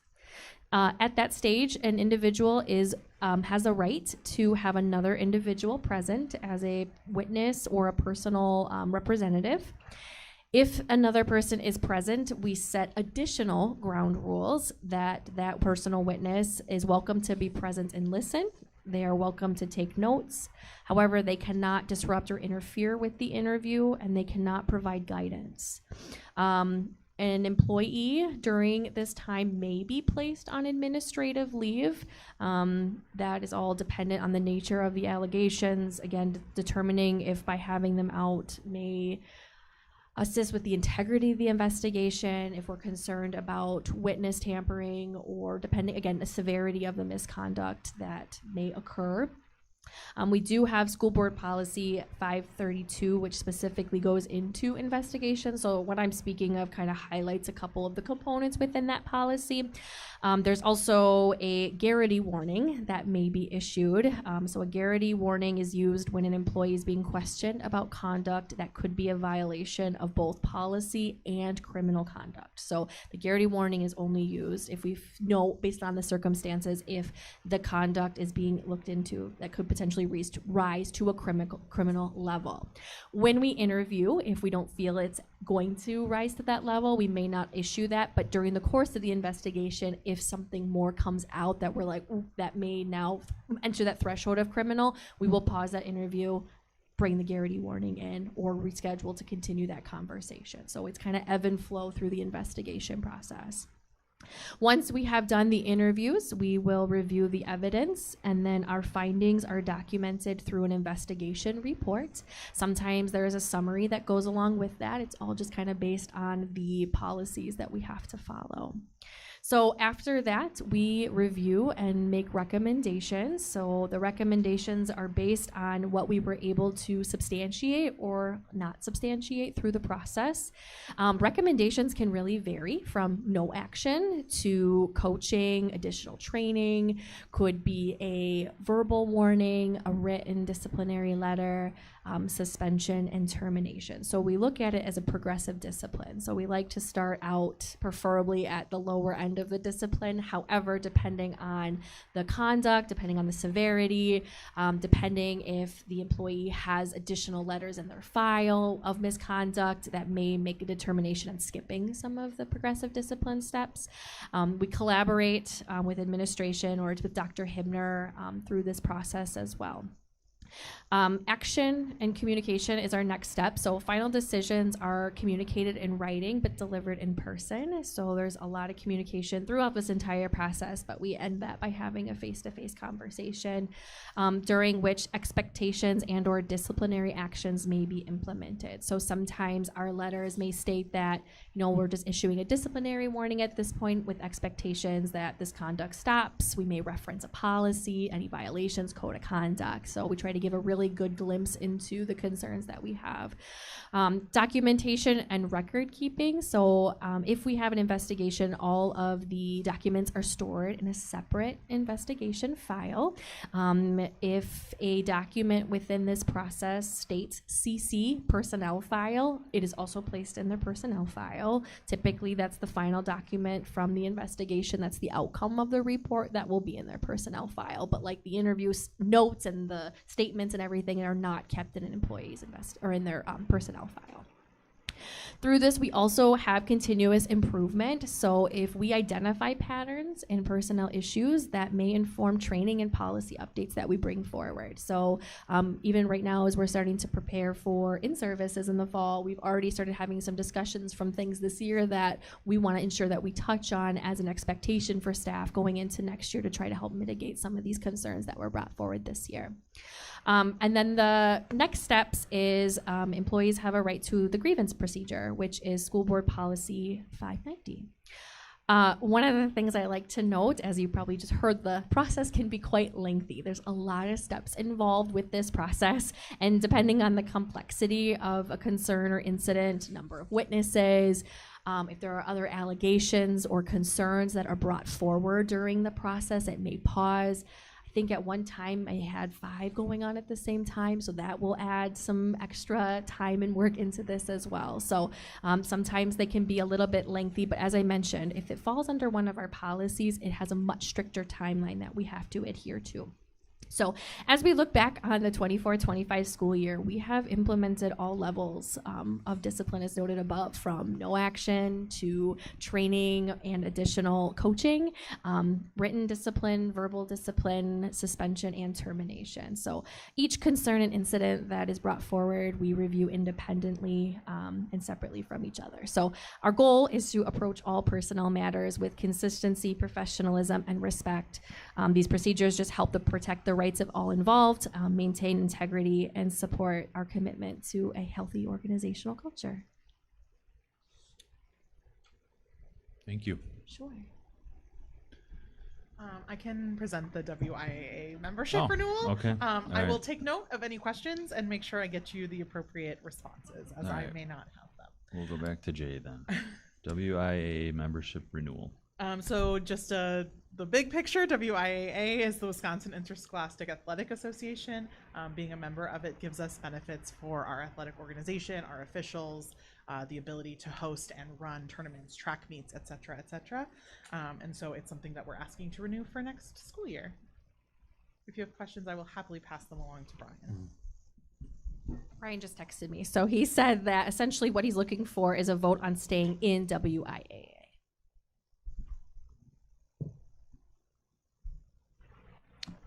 I'll make a motion to stay in WIAA. Second. Discussion? All in favor of approval, say aye. Aye. Opposed? The motion carries. Thank you.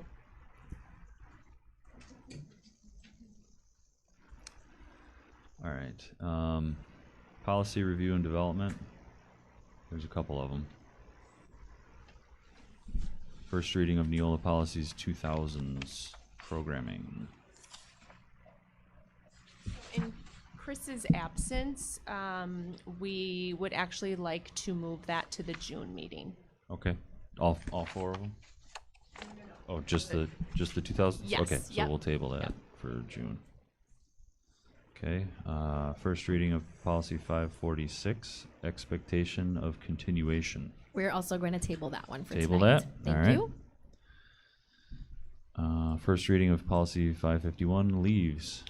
So this one was in your board packet, but I passed out an update. So please refer to the stapled version copy of the leave policy. So I'm gonna kind of talk through the multiple points from this policy. So you'll see a couple things struck out in red and a couple things notated in green. So I'll kind of highlight and explain the proposal that we're bringing forward. So I kind of have it broken up into 3 separate sections here. So right now, with the impact need of adding the 2 additional building substitute teachers, and through discussion with our district administrator advisory committee, we would like to adjust sick leave for contracted teaching staff to be taken in half-day or full-day increments. So currently, right now, they have the ability to do quarter day. However, we have found that the quarter day is challenging to fill with external substitutes because they are only paid at a half-day or full-day rate. And this has led to an increase of staff having to cover classes during their prep time. Although teachers are compensated for that, the frequency isn't a concern. And actually many have shared that compensation does not outweigh the impact of their time, their workload, and their overall well-being. So by minimizing, or I guess standardizing what type of time off they can utilize in, I want to say, like, with our substitutes only being paid the half day or full day, we should have better fill rates. We have our building substitutes, so all around, hopefully we are seeing our staff have less prep time be utilized for internal subbing. Along with that request, we would like to increase the sick day accumulation, which is the maximum, from 70 days to 80 days. And the reason for that is we recognize that by requiring contracted staff to use sick time in half-day and full-day increments may necessitate the need to also increase their maximum, because now we're requiring them to use a little, like we're increasing the minimum that they're allowed to utilize. So all of these like discussion points came through our district advisory committee meeting, and just again, hearing their concerns and feedback to again address having a healthy organizational culture. So that's the first piece to this policy.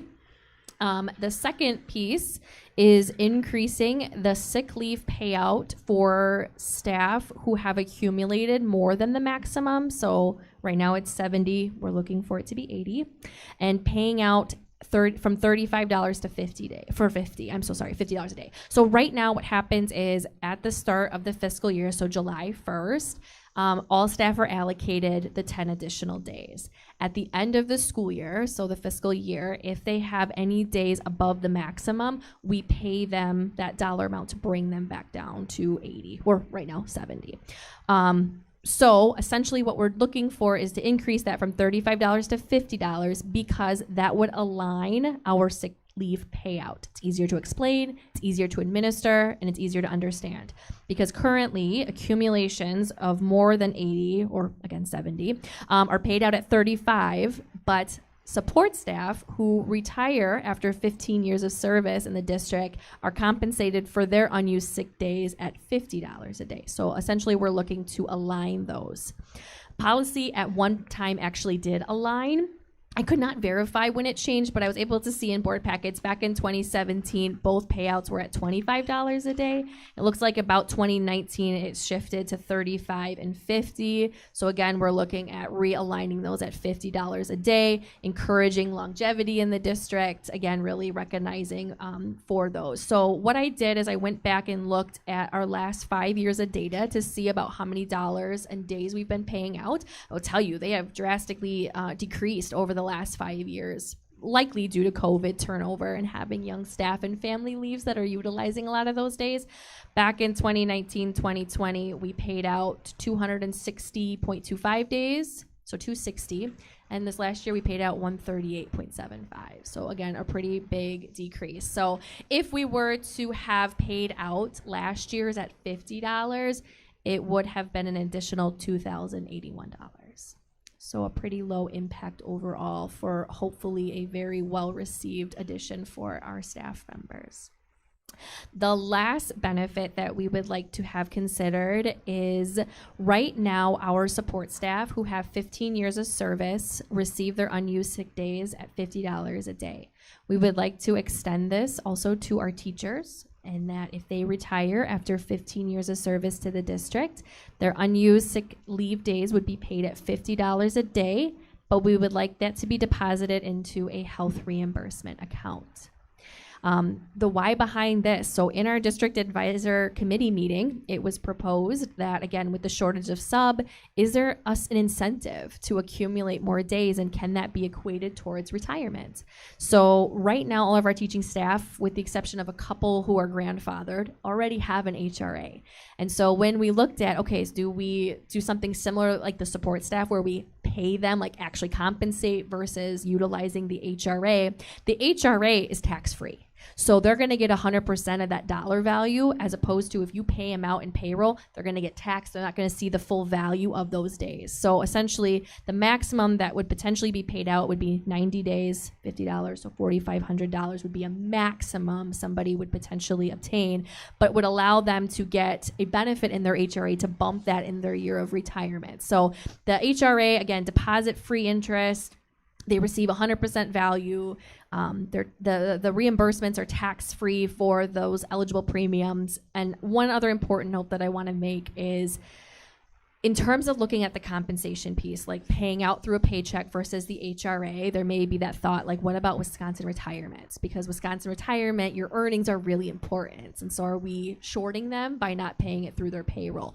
What I'd like to say is that Wisconsin retirement does not allow us to consider that reportable earnings if we pay it through a paycheck or if we do it through the HRA. So our staff are not losing out on Wisconsin retirement by going this method as opposed to their paycheck, okay?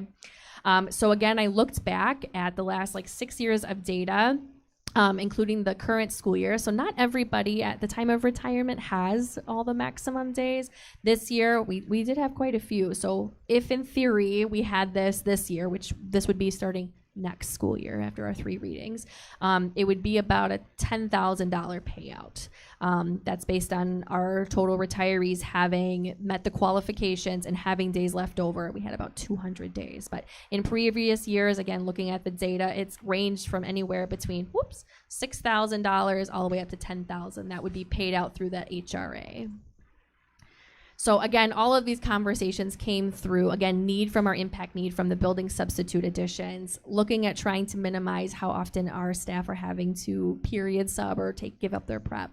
And also hearing them through the district advisory committee that they would like to see some incentives to keep those days. Because another piece that we see is during a teacher's year or a couple years before they retire, we see an influx of them taking days off because they're going to lose all those days. But then again, that goes back to the sub shortage. So by rewarding them and saying, hey, we value you and your time and we want you to be in the classroom in your last couple of years of retirement, we're going to pay you this out. So that, again, equates to better for our kids, better for our staff.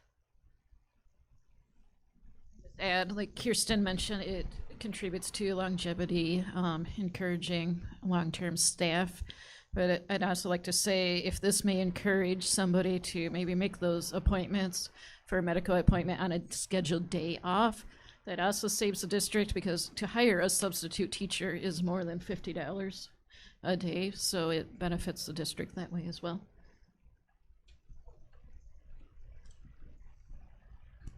Thank you. Kirsten, can you go over F, the change in F on there too? Sure can. Let me see here.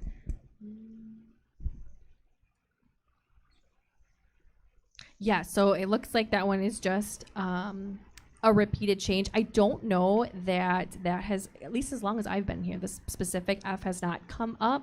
So it speaks to that if a teacher exhausts all their days as a result of a single illness, they can be granted 1/3 of their previous days upon returning to regular employment. I don't know, again, historically, a good problem that's not happening to our employees, but speaks to that if somebody had a singular illness, that they would have kind of they'd have days to come back to in that instance.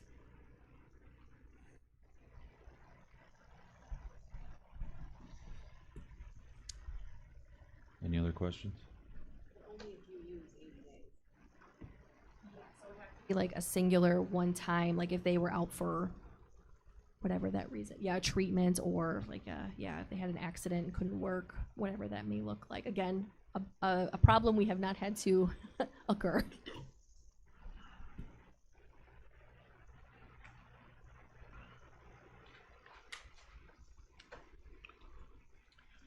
All right, thank you. The next one, first reading of 4th grade promotion policy. Yes, so page 81, you will find the policy that we're going to talk about. This is the retention and promotion policy that is a requirement of Act 20. And so districts are required to adopt a promotion policy for students as they transition from 3rd to 4th grade. That's solely for the reason that Act 20 covers students in 4K through 3rd grade. And so the hope is that by the end of 3rd grade, any student who's deemed at risk in the area of reading and has a personal reading plan will complete that plan prior to 4th grade. So that is what this policy is in relation to. Now, the policy must be adopted. The state has asked that all districts adopt the policy by July 1st of 2025, but it will not be in effect until September 1st of 2027. That provides districts time to work out the kinks of, well, I'm assuming of working through the implementation of the personal reading plans for the first few years before we're talking about retention for students who have not completed these plans. So for that reason, I'm going to request that this policy goes through 2 readings only, so this month and next month. This is very much language that's guided by the state. So I will go over it so we all understand, take any questions, and then come back with any changes for next time. Okay, so essentially, it's interesting because we know that proficiency in reading by the end of 3rd grade is predictive of later success, both in and out of school. But we also know that the research around retention shows the risks of retaining students, to include things such as lower rate of academic progress, sometimes not completing high school, lower paying jobs, emotional distress, and sometimes they talk about the prison pipeline as part of that, so criminal behavior. So this policy is trying to address both of those concerns. We know that kids need to read by the end of 3rd grade, right? That's going to suit them well. But we also know that retaining students isn't always in the best interest of the child either. So that is where DPI has come from with a team approach. So you're going to see in this policy that DPI is encouraging school officials and families to get together to make decisions on a case-by-case basis, okay? So the introduction is simply the statute that is leading to the creation of this policy, and then we have some definitions. So a personal reading plan, as a reminder, that is created for any student in 5K through 3rd grade who scores below the 25th percentile of the reading screener. Limited English proficient student, those are our students who are using limited English language, right? They are our English language learners. They've come to us with another language as their first language and are simply learning English. Completed definition means that the student has completed the personal reading plan when both the parent and the district agrees that the expectations and scores have been met as laid out in the plan. So when we turn that over, essentially the district will not promote a student from 3rd to 4th grade who has not completed their personal reading plan by the end of 3rd grade unless the district, in consultation with the student's parent, believes retention is not in the best interest of the student. So below that, there are relevant factors that must be considered when talking about retention. And it's not just achievement data that has to be considered. So A talks about we're getting a team of people around that table. It's parents, it's the reading interventionist, it's the classroom teacher, it's the pupil services staff members that are serving the student. We're looking at all the data. So how are they doing in achievement? How's their attendance? What other pieces of information paint the picture of the student as a person? We're going to explore the reasons why the personal reading plan wasn't completed. So are they close? Are they a percentage point off? Is there attendance concerns where they were not attending school, so weren't able to receive the interventions? It could be are there medical concerns? It could be a wide range. We're going to explore alternatives to retention that could help the student achieve the reading proficiency. Any other factors relevant to talking about promotion or retention. Any factors or conditions considered elsewhere, so if there's any other policies relating to retention, we would address those. And then we're going to talk about exceptions. I will get to exceptions in a moment. And then the long-term adverse risks of retention. So once all that information has been gathered and the team is all privy to it, we're going to talk about options. So the first option is promotion. So promotion to 4th grade with applicable supports and services is more appropriate than retention. So if we have a student who has not completed their plan, if the team believes that we can put supports in place and that's more appropriate than retention, then the student will be promoted. The student has not completed their personal reading plan, and we've determined that it was not primarily due to the student's lack of reading proficiency. There was a medical concern, there was attendance concern. Something else has interfered with that student would be promoted. The district recommends retention with applicable supports and services, but the student's parents do not agree with the district's recommendation. So this is language that the state has included in their model. They believe this to be best practice. So if the district says, oh, we think the student should be retained, but the parent feels that that's not in the best interest of the student would be promoted. And then lastly would be retention.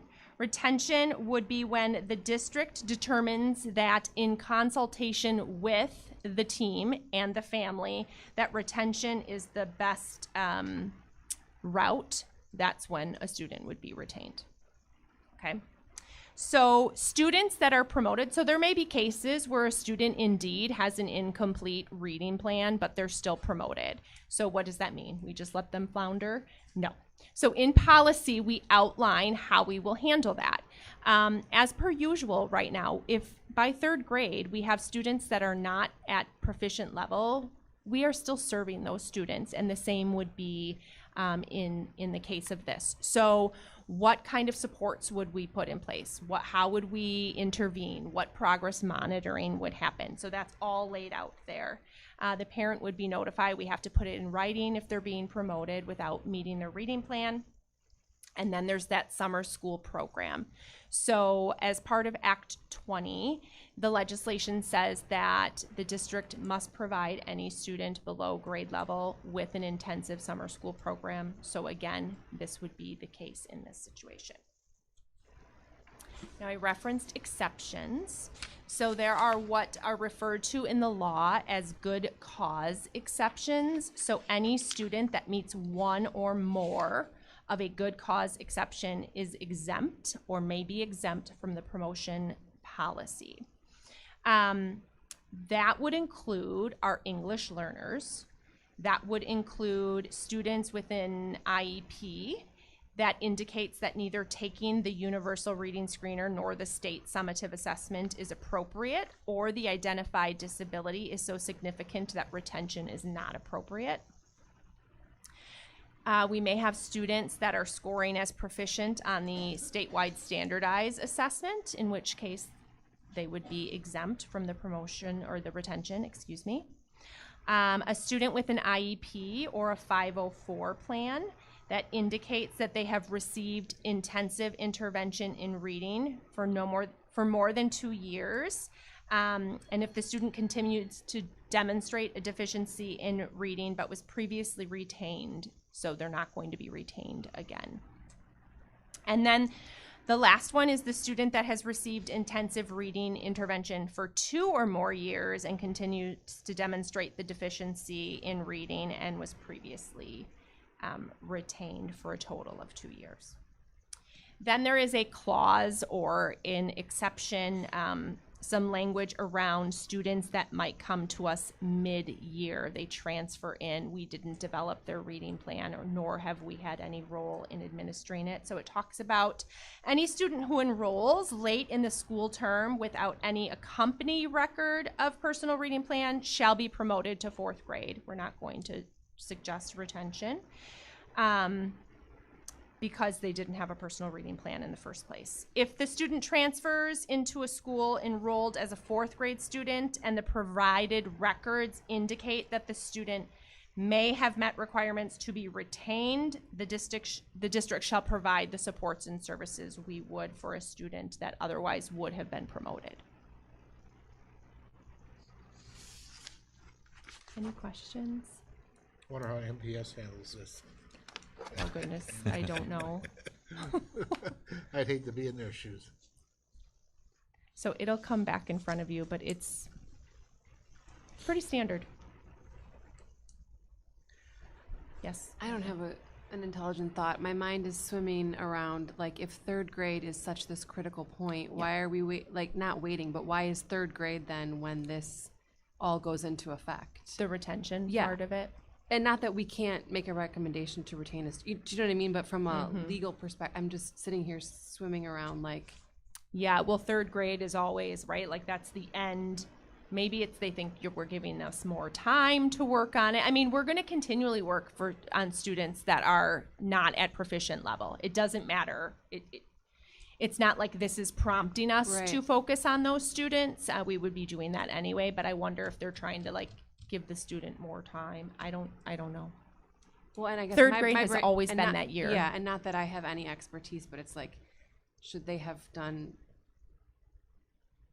spent some more time in 1st grade? Or, sure. Do you know what I mean? Which is like, it's like there's always going to be that kid by kid evaluating and understanding what that child needs. And yes, again, I haven't fully formed a thought, but it just feels a little like, well, now you're this age, now? so like now you're either up or down. I don't know. That's all. I'll read it more carefully for next. No, that's great.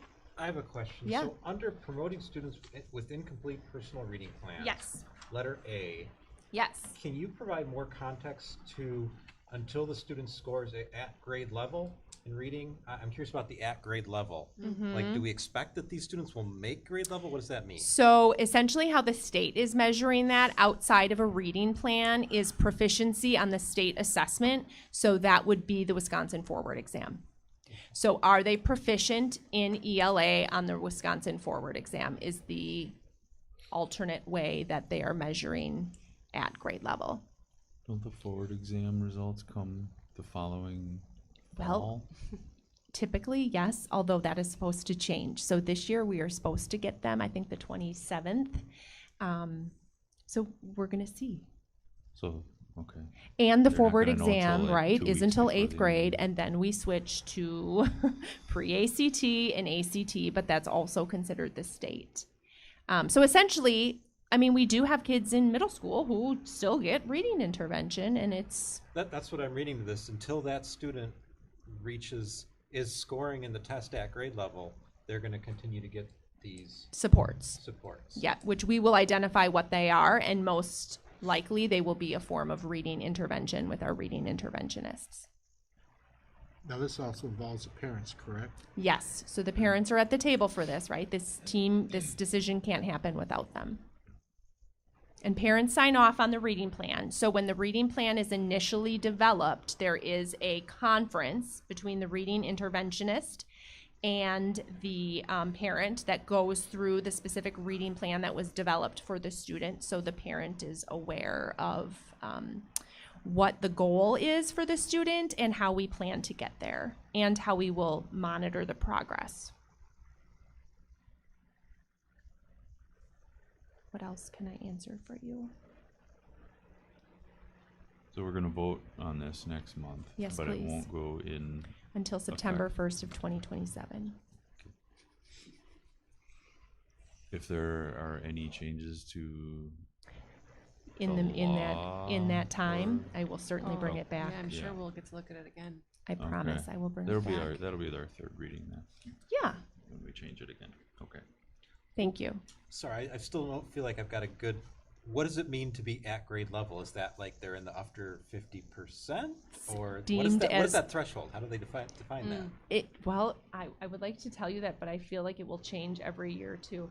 It will be those students that are labeled as essentially proficient on the forward exam. Okay, so there's. It seems arbitrary. Mhm. Okay. Is proficient above the bottom 25? Yeah, Yes. that's maybe where I'm at. So. Yep. But it's not the 50% probably. Yes, you can. So there's 4 proficiency levels that Forward provides to us, and really all state assessments, including the pre-ACT and ACT, it divides it into these 4 layers of advanced, meaning used to be advanced, proficient, and then it's currently Basic. approaching and developing. Yep. It used to be basic and below, or they've Yep. changed these names. They've changed the cut scores. So what the state has defined as proficient and what they report out to us as like proficient and advanced and at grade level via like all their data analysis is students in those upper 2 layers. Yes. And we can't say like it's this score. Right. Now I can for the ACT and pre-ACT because that's a totally separate assessment, right? Like developed by a separate company. But the It's Wisconsin not- Forward is yes. just too Yeah. hidden to Right. know. And it can exactly what change, score. right? So they have told us, that's why I'm struggling. I don't want you to think that she Yeah. doesn't know what she's talking about. No, it changes like and they have told us like every 5 to 7 years, they're probably going to revisit the cut scores. So I can't give you a specific Yeah. number. So maybe if we implement this, how many more students are receiving reading supports through the rest of their schooling than are today, and how much does that cost the district? Yeah, I think we could I could do a data on currently, like students that are included, unless you have any kind of information off the top of your head for speaking to middle school. Yeah, so for middle school, because that's really where it changes Yep. intensely, Yes. right? Yeah. So this is not for any student who is not proficient on Forward in like 3rd and 4th grade. It's for students on a personal reading plan. So they can't get onto a personal Unless reading they're already plan the in 4th and 5th Unless grade. they're below that 25th. Before they get, okay. Now, what would be maybe a great question to ask is how are we expecting a student who has been on a personal reading plan, is not making, like, reached the end of it, to now reach proficiency, which is a different layer than the 25th percentile, right? Again, that's through that intensive intervention. And it's one of the ways that an exception can be reached, which we do see students make exceptional gains in later years. It's just not as common. Well, and I would imagine if they're not making the games, even with the intervention, we might put them on IEP, which then takes them off this path, right? that would be yes, an exception. Yeah. But also at the 4th and 5th grade level, like those kids will still take a screener because we're still measuring, we're still doing diagnostics on which skills specifically they're lacking so that we can kind of plug the holes, for lack of a better term. But yes, kids that continually struggle could be evaluated. That does happen sometimes. But and that would be an exception. So it's just. Yeah, I guess if we can get some sense before the next meeting, what I'd like to know is, this seems like what we're kind of doing already. It And is. we'd like to be doing. Yes. Or if this is going to be a lot of students getting services that aren't getting them today, and we need to be prepared for that. Yes. I would tell you, just based on the data that I know off the top of my head right now, if I think about the number of kids at the 3rd grade level that are on a reading plan right now, it's pretty average with the number of students that have been served in the past. We're seeing higher numbers like at lower levels, but we have more time to kind of close those gaps. So I can certainly bring back some data for you around But even that your in gut June. just says this is more of what we're doing. Yep. just more I mean, formality around it. I do feel. I mean, we are still serving students. We have Yeah. interventionists, 4th, 5th, 6th, 7th, and 8th because we know there is a need. So I feel pretty strongly that it's going to be in line with that. I'm comfortable with that level of detail. The place where change may occur, but won't occur for several years, is the high school. And so that will be something we can certainly look into how many high school students currently would be served. We have historical data, but that will be something kind of we'll have to tackle as we get to it, right? Because 5 that won't be years. until our current, well, not even current, 2 years from now, 3rd graders, our Yeah, current so 1st 7 graders, years. right? So hopefully we have even less by then. Okay. Thank you. Yes, you're welcome. That's it. That's a mouthful. Yeah, okay. Any other questions? All right, no communications or announcements. Any future items for the board? I got one. I've already talked to Chris and Brian. I would like to see, right now, when Brian and his crew hires a head coach, they bring us a synopsis and they have already more or less picked their choice. I talked to Brian about this, like I said, and Chris. I would like to have a board discussion whether we want to be, like we do with a teacher, right? We approve that. They bring us a recommendation for who they want and we approve that person. And the reason I'm thinking that is because if there's an issue with a head coach, we as a board have to get involved in that, right, decision. But yet we were not involved in the hiring of that person, or at least had a say in the hiring of that person. So I'd like to see that on a future agenda item for the board to discuss as a whole. Thank you, Steve. Anyone else? Just have a real quick question. You know, we hire these teachers from like out of state. Where do they go live? I mean, where do they find a place to live in East Troy? I mean, I'm curious about that. So we actually, interestingly, you might have noted we had quite a few teachers in this today that were coming from Illinois. So we don't ask. District 5, I think, sounds familiar. I think it's Bloomington Normal. I don't know, sorry. It seems like my kids went to District 5 at Bloomington Normal, so. We don't ask as part of the hiring process about where they're going to live or where they do live. Sometimes applicants will share with us they've already moved to the area and are looking for a job or are looking to move to the area because of family reasons, right? Sometimes they'll disclose that as a part of the process. But I can speak for a couple of the people that I've hired or that presented the hiring synopsis for that are moving to the area. One already lives in East Troy and one is looking to move to East Troy. I'm just wondering, wow, I'd like to work here, but I can't find a place to live. I'm just wondering if you run across that. No, I'm just saying, you know, I know Yeah, that no, for real. it's hard to get a place in East Troy. It's not uncommon to, even with regular staff that are not coming from Illinois, if they live out of the area, they're looking for their first teaching job. So oftentimes, like even through like our onboarding, they'll ask us like, what are the apartments around the area or where is the housing? So we'll give feedback on things to try to help them find housing in the meantime, or we've talked about Airbnb rentals for people in the summer. So we do try to assist where we can. I know that Eagle just opened up a 70-acre parcel of land to build a subdivision, you know? So, and I don't think anything's going around East Troy at this point, you know? In Eagle, yeah, they opened up a 70-acre parcel of land for subdivision. So, Is that something you wanted to have as an agenda item Well, in the future, or I'm not sure. I'm not sure What we either, could do. whether it's Okay, part of. all right. I mean, we're kind of connected together, the school district, the community and everything, and how we all work together, kind of how we function, you know, I'm just thinking outside a little bit now. I would just say we have to be careful, like we can't ask personal questions in the hiring process yeah. that could be considered Yeah. discriminatory in any way. So we do have some cautionary measures in place where we don't, while we do want to know, sometimes we can't ask because Yeah. that could be considered as, I was just curious, you know. yeah, just no, it's, yeah.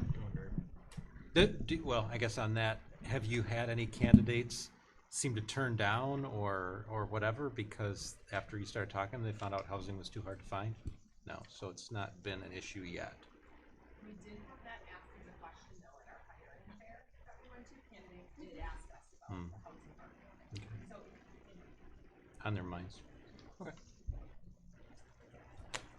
Yeah, I think we're just kind of all connected together here a little bit. Right. I have sat in on some meetings for TID with the Village of East Troy, and there are apartments, complexes, I guess, in the planning stages or are soon to open or recently open. And unfortunately, the data shows they're generally not going to have students in the district or looking for work here, but there is apartments available, and it is it's in the mind of the village. They're always looking at more of those starter homes, etc. Anyways they can to encourage the development of housing as well. Because if you're gonna bring students in, the family needs a place to live. You know, we need students to come into the district, and so it is kind of an issue that we're all connected together about. You know? Okay, anybody else for future items? All right, I'll make a motion to adjourn to executive session for discussion of enhancement supplemental compensation requests, teacher leave of absence request, review of staffing assignments for 2025-2026 school year, and teacher retirement benefit request as provided under state statute 19.851B, 19.851C, and 19.851F. And I believe, I'll second. I believe we do a roll call Yes. vote. Steve? Yes. Dale? Yes. Kevin? Yes. Anna? Yes. And I vote yes. We are in executive session.